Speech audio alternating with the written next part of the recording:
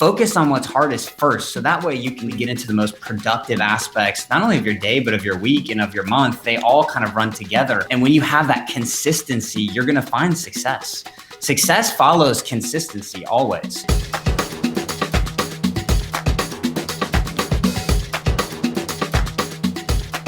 Hello, agentpreneurs, and welcome to today's episode of the Daily List Report. Really excited to have you all back today. Thank you for your support of this channel and our growth. We're excited about an amazing 2020. And along those lines, 2021. See, I keep making that mistake. It's 2021. It's no longer 2020. That one should have been an easy one, but it wasn't. We've got back on the show today an amazing guest, one of my favorites. His name is Jonathan Spears. Jonathan, he hates this, but he is our very own Doogie Howser. He graduated college at 19 years old, and of all of the things he could have done, he decided to go into real estate, which I think is amazing, and he's absolutely crushed it. He and his team have crossed now, what's the number, $790 million in closed sales. That's remarkable for somebody who's not even 30 years old yet, although he's getting close. And in 2020, they did $265 million. We're going to talk about that. Of course, while you're here, please consider subscribing to the channel. Click that little bell so you're notified of all future episodes. And please consider sharing this with some of your friends and colleagues who are in the business so they can hear from our amazing guests like Jonathan today. Before we get into Jonathan, I'm going to bring up a couple things. First one is his Instagram. Give him a follow here. He's a great family man. Actually, we're going to talk. We haven't talked about his new baby yet, so I want to ask him about that when he comes on. Also, his website, which is Spears Group FL. He's in Florida. Actually, what you see on the screen right now is a house that he sold last year, which at the time, probably still the case, was the most expensive house in his market, which I'm going to screw this up, but he'll correct me. I think it's called the Emerald Coast. And of course, you can visit him at his Sotheby's site. All of these links are below, so definitely check that out. All right, without further ado, let's bring Jonathan on. Jonathan, welcome back to the Daily List Report. Randy, thank you for having me. Excited to be back. And like I told you before we started, I feel like I'm talking to my friends. So it's perfect. Thank you so much, Jonathan. So thank you for having me. Absolutely. You know that you are always welcome. You have a standing invite on this show. Love hearing about what you're doing. I love following the success of your career. And hey, well, first of all, you had a baby not long ago, right? Well, your wife had a baby. But my wife had a baby, yes. When was that? So that was the week of Thanksgiving. So we ended up a week before the due date. Our son came into this world, and he made his entrance in a big way because he was 10 pounds. Oh, so big my guy. wife is an absolute hero, but he's healthy, she's healthy, and we've just been loving him ever since. Very thankful to have him over the holidays. That's amazing. That's wonderful. Congratulations. I'm so happy to hear that. Thank you so much. And I think I've spoiled this one, but you and your team had an amazing 2020. You guys did $265 million in sales. And if my numbers are correct, that is basically double. That's up from $134 million in 2019. Right. That's remarkable. It was a hell of a year. How did you do that? Talk a little bit about what 2020 was like for you and your team. Well, 2020, we went into the year thinking that it was going to be another record year. 2019, we came off the heels of a very active market. At the beginning of 2020, we were loaded with inventory, very excited about what was coming. There was a lot of demand in the market, especially for us, going into the wintertime, spring, summer. People start thinking about Florida and their vacations to come down here. We're primarily a second home market. So, starting Q1, we were fired up. We had great sales under our belt. We had the inventory that, for us, our goal was to get to 200 million, which had not been done in this market before. Wow. And, March, April hits, and the level of volatility and uncertainty skyrocketed. And so our market came all but to a halt, which was, both shocking for us, but, shocking in general. And being able to navigate that and really have a team of support around us that not only focused on client education, but also client needs during that time frame. We always forget when we're transacting, what's going on the other side of this phone, or, with somebody who can't necessarily be here, but they've got one of their largest assets here. How do we help them make great decisions when, the ground around them is sort of shaking? So for us, we went internal and we just focused on what are those needs of our customers. How can we help them here, especially with different types of government lockdowns and safety standards that we needed to pioneer at the time. How can we best serve our customer base? So coming out of that kind of, awkward is not even the right word, but that Q2, that volatile Q2 into a summer timeframe where it seemed like everybody who was locked down in major cities in the Southeast decided to jump in their car and drive down to Florida. We were able to really see a skyrocket of sales. And we positioned ourselves at the time to when demand started to increase, we were in the place to serve that level of the market and really serve it in a way that had not been done before. So, of course, June, July, August, really through the end of the year, they were all record months for our team in terms of closed sales. It's amazing because we went through well over a year's worth of inventory in 6 months of time. Wow. So the sales volume doubled, which is definitely, a result of our production being able to double our business year over year, but the inventory dwindled. And so what's really interesting about coming out of 2020 and into 2021, which, like you mentioned earlier, still, a little shocking that we've kind of turned this page. Yeah. But 2021, we're starting with no inventory, which for us in, a pretty large beach market, which we're very fortunate to have, is unusual. Usually we have at least a 6 months plus supply of inventory. We're running it at half that. And the absorption each day is dwindling and dwindling and dwindling active inventory. So it'll be very interesting to see what we have on the horizon. But I think 2020 for our team, record year, and we're just extremely thankful that we were there and had the opportunity to serve our customer. No, that's great, Jonathan. So let's rewind for a second, right? So, for everybody listening right now, you're coming off of 2019, which was a great year, right? So in 2019, was that 134 million, was that a record year for you and your team in and of itself? Absolutely. Yeah. Okay. Not only were we were the top agent in our market, that year plus the previous 4 years, but it was the first time that we had seen somebody do that amount of sales volume in this market. So it was an incredible year. We just anticipated trying to get that business and just increase it a little bit for 2020, getting to that $200 million mark, and being able to surpass that was unbelievable. No, real blessing. So you're coming in now we rewind, right? So you're coming into 2020, right? You're in Q1 of 2020 with your team. You're coming off of a record year. You've got all the momentum. Everything is good. And then things kind of come to a standstill. And what's interesting about those moments in time is that they create a lot of fear, uncertainty, and doubt, right? Maybe to some degree in yourself, but certainly, as you run down the ranks of your team, maybe even more so. So talk to me about, call it March, call it April, you pick your time frame. What were the conversations you were having with your team? And I bring this up, Jonathan, because, whether it's a pandemic and God forbid there's another thing like this, but there's something, the market changes, the economy changes. There are these moments in time. Talk to me about what you said to your team during that time, during this period of great uncertainty. Well, it's interesting that you mention, that timeline, and how do we relate that to something else? For us in Florida, we're used to a hurricane season, and maybe in California, you're used to wildfire season. Something that feels like a natural disaster is the best way to relate that back to that time frame. And for us, we're pretty hurricane prepared. And on a micro level of the market, when you look at our area, let's just say a big storm were to come through, things quiet down, right? There's this immediate pause. And so when I look back to that, and I remember very vividly, it was the first week of March. I was at a client dinner. I wasn't even in town. I was traveling, and I was traveling without a mask at the time, which, that was just when this mask awareness started to happen. And I remember going out trying to find one, and I couldn't, which only added to more anxiety.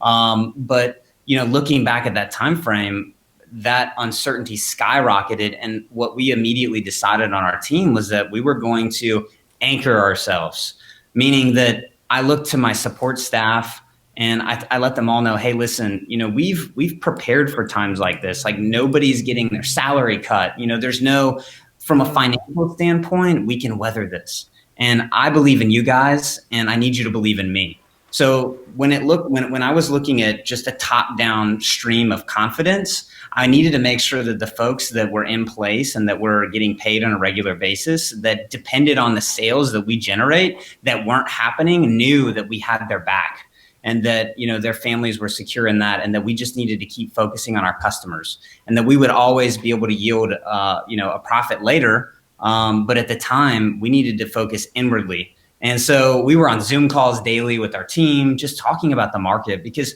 even when things go completely quiet, somebody's still transacting, and somebody generally is getting a great deal, especially when you relate it to the market pre-COVID.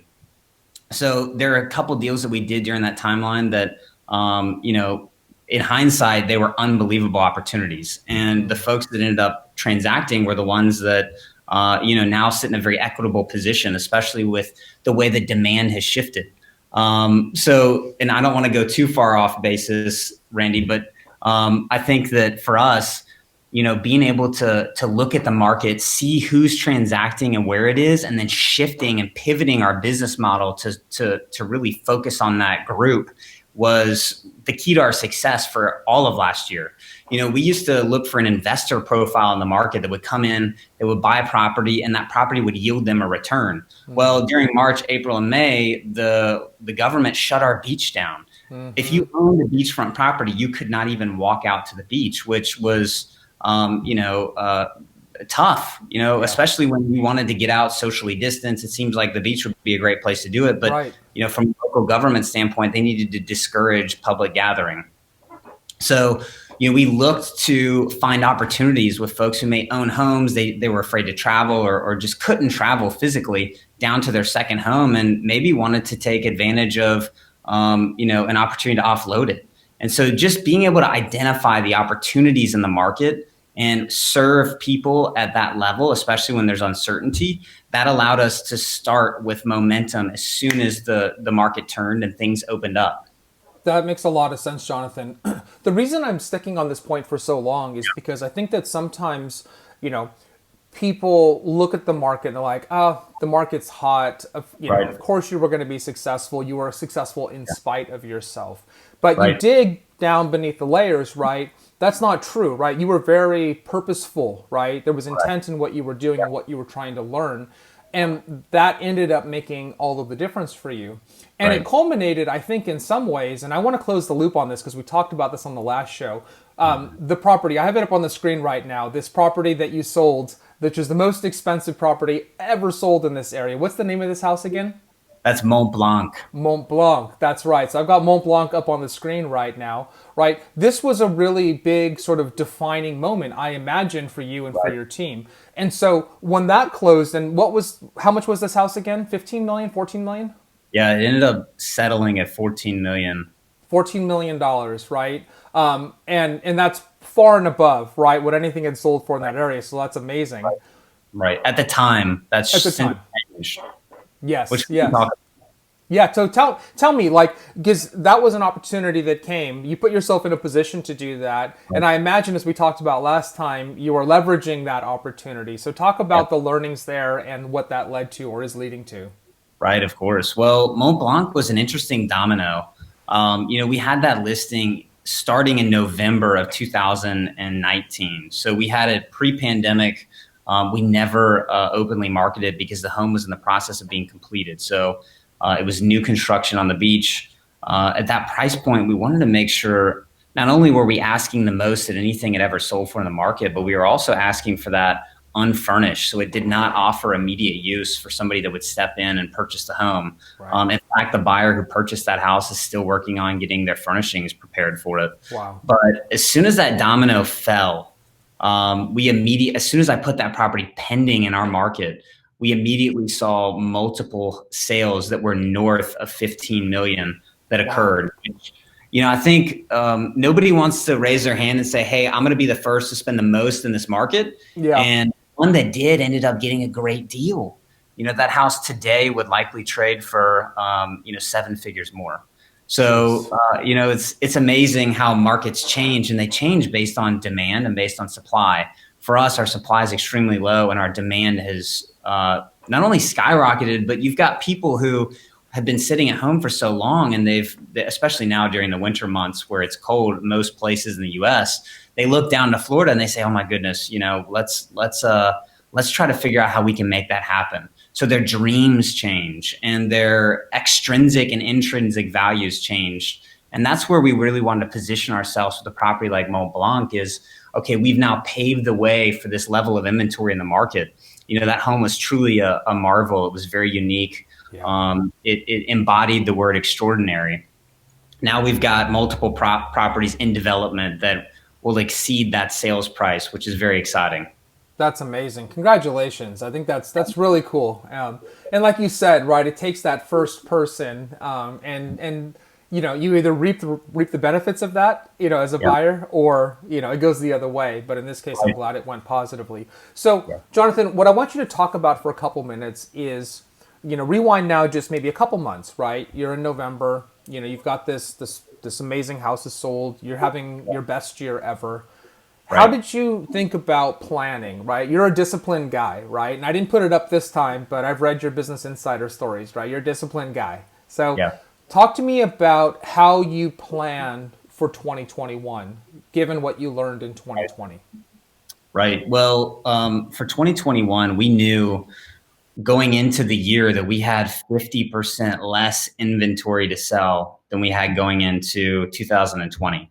So when you think about demand and you think about supply, that supply is what allows us to have a high market share in terms of what transacts. So we're primarily listing brokers. And for us, being the gateway to the market and having the inventory that allows us not only to see who's coming and going in terms of our buyer profile, but also being able to stay ahead of the market and pioneer the market in certain areas. We didn't necessarily have the opportunity to do that in the same manner and at the same scale. What's most interesting about this year and just the preparation I've taken to come into it is being able to transact on listings before they ever hit the market. What we've got now is this pent up demand of buyers that are not only in our database, but they're in the market in general. And so how do we get a property to those folks before it ever hits? And for listings in particular, I always focus on urgency. If I'm representing you and I've got your listing, then I'm figuring out how do I create a strategy, a market plan that's going to put the most buzz, the most urgency out there. And the best way to do it is having something that everybody wants and at least creating the feeling that everybody wants it. Yeah. And being able to do that pre-market is pretty exciting. So coming soon campaigns, opportunities to connect buyers and sellers before those properties ever come to market is a key strategy that we're looking at going into 2021. I think that's really smart, Jonathan. And I spoke to somebody else maybe 3 or 4 months ago about something similar, right? Which is this notion of creating inventory. If there isn't inventory out there, then the mindset is how can I go create inventory? Like you said, lots of buyers, prices are fantastic, right? For sellers, Right. definitely a seller's market. And so being able to reach into your database or do campaigns to people who may actually at the right price, be willing to make that transaction. So is that Right. something that you're actively doing? Do you run campaigns to specific neighborhoods? Or are you maybe not door knocking right now, but right, what are you doing to create some of that inventory? Yeah, absolutely. Well, for us, I've specifically focused on rare product. That in any level of the market, it would be rare. But right now, we've got an abundance of luxury buyers. People who we've seen this wealth shift, which is so interesting. As inflation started to rise in the US just over the last 12 months, what's a great hedge for inflation?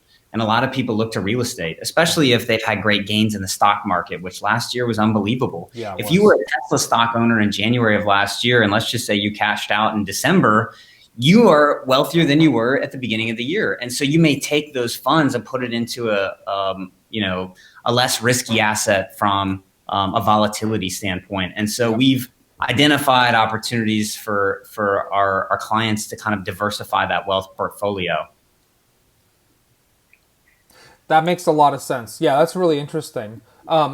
Jonathan, let's switch to maybe one last piece of discussion for Yeah, today, which is let's look. We're already in 2021, in spite of what I said right. at the opening of this video. Yeah, How do you think about this year? Obviously, let's talk about inflation a little bit. Let's talk about interest rates, right? Let's yeah. talk about low inventory, which we've already covered. But how are you looking at 2021? Because I'm assuming you're looking at this and you're saying, well, how do I have an even better year than 2020, right? Which was already a record year. Right. Talk to me about how you think about the market in 2021. Yeah, I think the interest rate environment is a strong driver of what we're going to see just in the first couple quarters of this year. Right now, we've got very low interest rates. It makes the affordability factor of not only this market, but the market in general incredible, especially with the long-term opportunity to purchase and, people who want to move into an area, or let's just say they're moving out of a big city and they want to go into a more suburban area. I think that they're going to have the opportunity to do so for a while.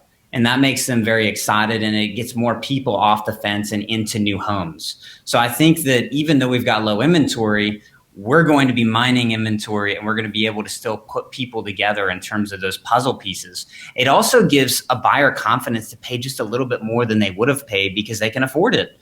And ultimately, and buyer profiles in general, whether it's second home or primary, they've considered their aspect of life in a different way. Life is for living. It's not for necessarily just investment. And so the investment into those intrinsic opportunities for them has just changed. So for us going into this year, where do I see the most opportunity all around is lifestyle.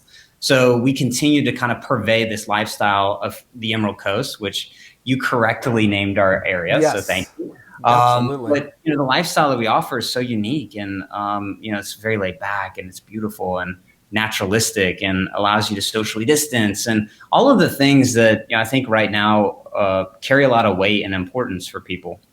Absolutely. Jonathan, are you still seeing, one of the big stories coming out of 2020 was this great migration, right? We've certainly seen the Bay Area is a good example, but also a bad example because it's a bit of an outlier, right? There's a lot of tech-based jobs. These tech companies, generally speaking, will pay you the same amount of money wherever you live. So we've seen a mass exodus from the Bay Area because prices were insane. We're talking about $2,000+ a square foot for not a very nice house, if I'm being honest with you, in most places there.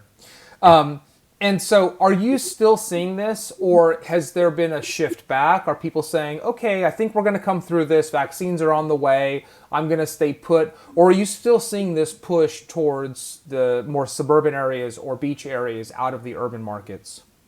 Oh, we're still seeing a major push. I mean, it's interesting you mentioned the Bay Area. The Bay Area was never, ever represented in terms of market share in this market. And I feel like we're as far away from California as you can possibly be here in Florida. And yet we're transacting with buyers in the market that are from all over California. Some of the largest transactions in our market are from buyers who not only moved out of Los Angeles, but decided to live here full time. Both for tax purposes, as well as, just the local environment. So I think that that aspect is not going to change. I don't see any change for second home markets in general, other than the inventory piece.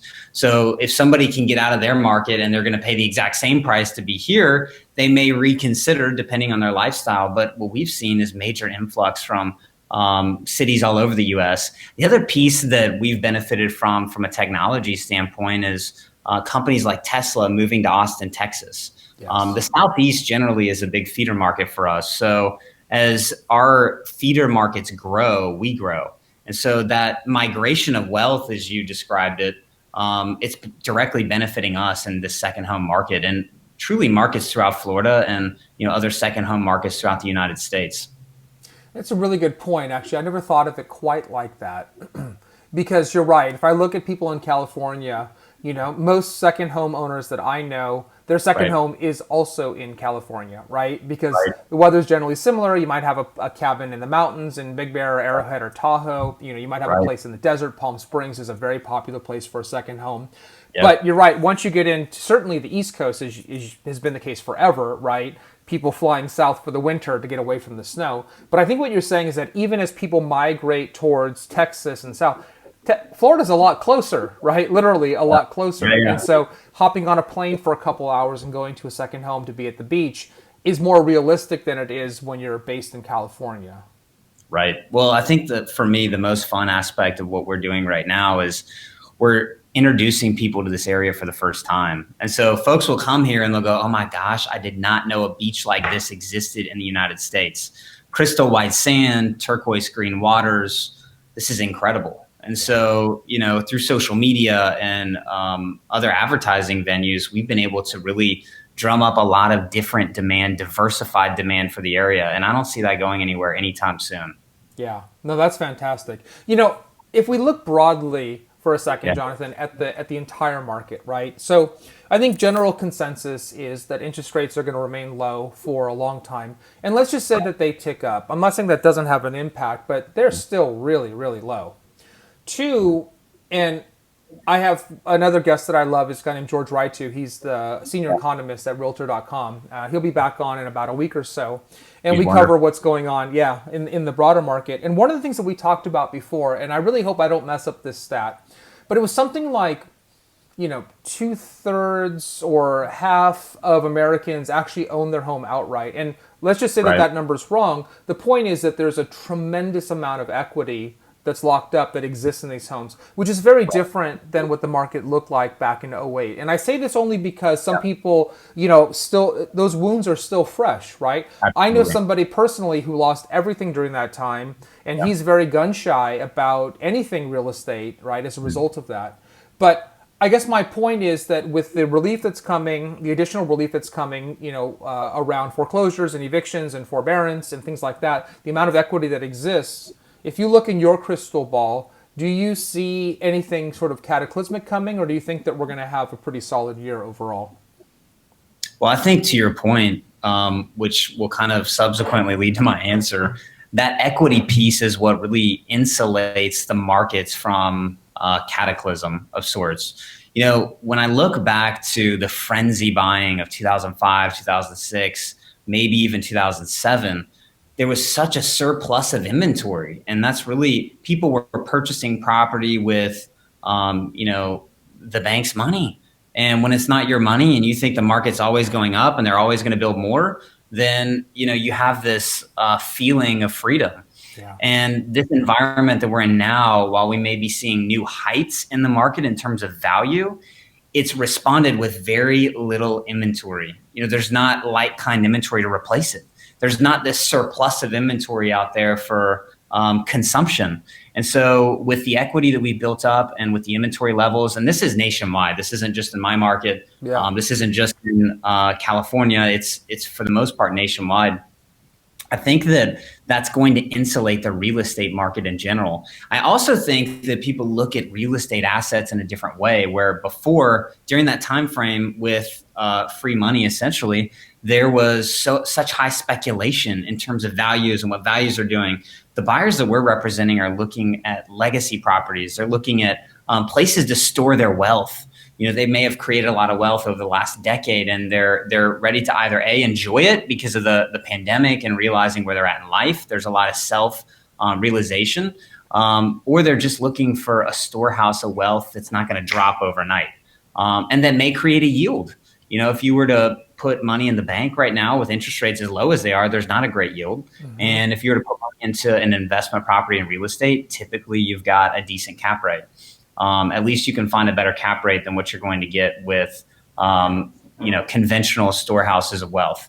So for us, I think that we're very insulated market wide. I'm still bullish on real estate, and I'm excited to see what 2021 has in store. No, that's great, Jonathan. I am as well. Why don't we wrap with this, Jonathan? Yeah. If you could, talk for just a minute to all of our agentpreneurs who are listening right now about, how do I phrase this? As I said, you're very purposeful in the work that you do, right? You don't take anything for granted, right? You try not to leave anything to chance, although there's always some percentage that's left to chance. And you have a very sort of rigorous and a very sort of defined schedule for how your day, and you take care of your body, and you take care of your family, and you take care of your mind, right? It's not January 1st, But just talk for a second from your perspective. Imagine that every agent listening right now is your team, and give them your best advice on how to get into the right frame of mind for how to make 2021 their best year. Right. Well, I think getting into a positive frame of mind is going to be everything, whether it's on a market outlook and educating yourself on those points of the market that are transacting, whether you're in New York City or you're in the Bay Area or you're in a second home market with no inventory, there's always a piece of the market that you can pick up, you can learn, and that you can focus on in terms of farming that will continue to yield results. And that's even in 2008, 2009, during the worst financial crisis, investors were transacting. When I look at New York City real estate and I start seeing these record contracts that are going back under contract, it's because those agents were positioning themselves for success in terms of knowing that there's opportunities and knowing that people are on the sidelines. I would start focusing on mining those opportunities. From a scheduling standpoint, like you mentioned earlier, Randy, I did an article with Business Insider about managing your day, managing your time. I think it's even more important now that we mostly work from home and as real estate agents, we're self-starters in general, but it can be even more difficult. And I know firsthand having two kids hanging off of you all day. And, how do you really plan and prepare for success? So when I talk to my team about that, it's time management. And I still think that that's a critical component across the board. So focus on waking up every day. Focus on positivity first. I talked in another podcast with you about swallowing the frog. The hardest part of your day needs to be eliminated and off your plate first. For me, it's getting on the Peloton and trying to do an 1,100 calorie workout in 45 minutes. That's a very difficult part of my day, but it's a part of my day that's necessary. Yeah. I know I'm still drinking my recovery drink from this morning. But it's one of those things where focus on what's hardest first. So that way you can get and really get into the most productive aspects, not only of your day, but of your week and of your month. They all kind of run together. And when you have that consistency, you're going to find success. Success follows consistency always. So I would highly recommend those things be implemented and remain implemented throughout 2021, no matter what's going on in the market. I think that's great advice, Jonathan. And thank you for that reminder. We're going to link to that below as well. That was the episode that we did called How to Achieve Your Goals, Eat the Frog First. You can't, once you've heard that, you can't unhear that expression, right, Jonathan? Eat the frog first. No, it's also nasty. Nobody wants to eat a frog. Nasty, yeah. Also, 1,100 calories in 45 minutes. I don't even want to see what that ride looks like. Are you riding straight up the Alps or what? Jeez. Find me on Peloton, Spears Group. All right, Spirits Group on Peloton. For all of you Peloton people out there. Fascinating business, by the way. I listened to a podcast, my all-time favorite podcast.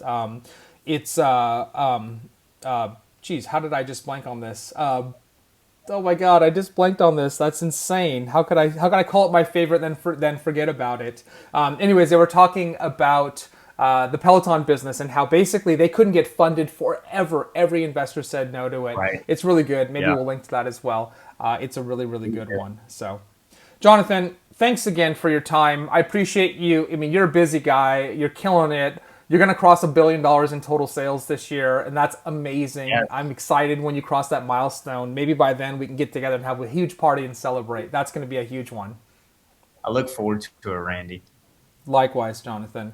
All right. Well, good luck to you and the rest of your team. Stay safe. Congrats on your growing family and your beautiful babies. Oh, it's amazing. So thanks so much. Thank you so much. Absolutely. We'll talk to you soon, Jonathan. All right. Thank you. All right. Well, there you have it. I love, love, love talking to Jonathan. This guy is just crushing it. And he does it. How do I say this? He's just very disciplined about his approach, right? He's eating the frog first. His numbers bear out. He's not this big, gregarious, like in-your-face kind of guy. He's just a good guy, great family man, great business, really thoughtful, obviously super smart. And there's a lot that we can all learn from him. So I really appreciated the conversation today. Congrats again to him and his entire team on having such an amazing year. And we'll definitely have him back on soon to track how 2021 is going and to figure out, for all of you out there, right, what you can learn from that, right? Because that's the point of this, is to make sure that you arm yourselves with the knowledge and the inspiration, right, from various people out in the world who are doing amazing things so that you can make your business better as well. So that's it for today. Until tomorrow, be safe, be healthy, be happy. We'll see you soon. Bye.